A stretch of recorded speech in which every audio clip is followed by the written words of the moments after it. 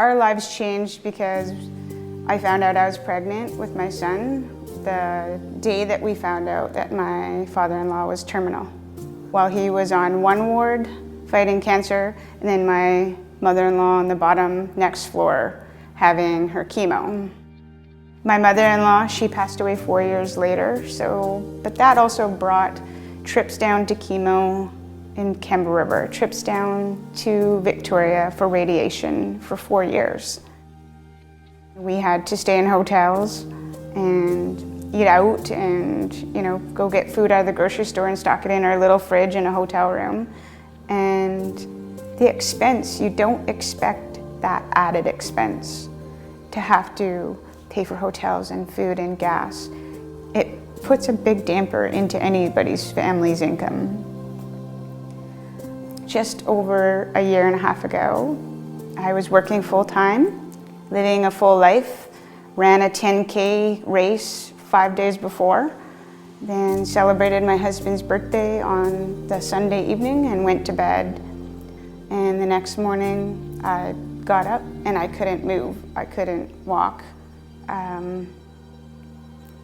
So I ended up down in the Kemba River Hospital. That was like right at the beginning of COVID. So my kids couldn't come in, so they stayed home with family here, and my husband drove me down. And he had to sit in the parking lot of the emergency parking lot while I was in the hospital all by myself. People need their loved ones and their friends to be with them and to help them be able to heal. And then the doctors came in and said that I had a mini stroke. They admitted me, and then I went home to go recover, to find out 3 weeks later that they second-guessed. They don't think that I had a stroke. They think maybe I have MS. So from that point, things got real bad. And I was starting to have seizures, and then I lost the feeling in the right side of my body, and I was medevaced to Victoria and spent a week in the neuro ward and test after test after test.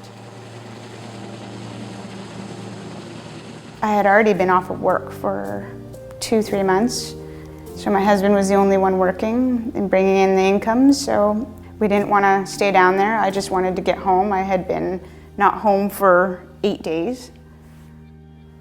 Again, at the end of November, I ended up back in the Kemba River Hospital again because my right side of my body went completely numb. I had to go on a whole bunch of different new medication, and finally I was able to walk again, which I was scared that I wasn't going to after 8 weeks of not being able to walk. The whole last 18, 20 months has been pretty much survival mode of every hour. As soon as you leave your door, you have the expense of gas, or the expense of time off for a whole day, or the expense of food, you name it. There's a cost to living up here. You have to understand that you're 3 hours, 2.5 hours away from any major medical facility. So it would be great to be able to have a place that if I was sick again and I ended up in the Kemba River Hospital, or when I go for my MRIs and we have a place to stay, that my family can be there for me and they can be a support, or even if I can go visit them when I was sick, it would just make such a world of difference.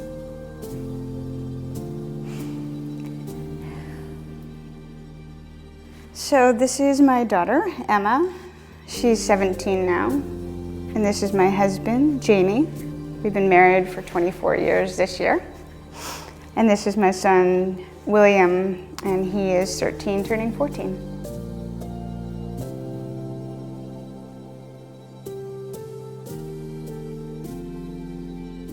So this picture means everything to me, because these are my everything. They are my whole world.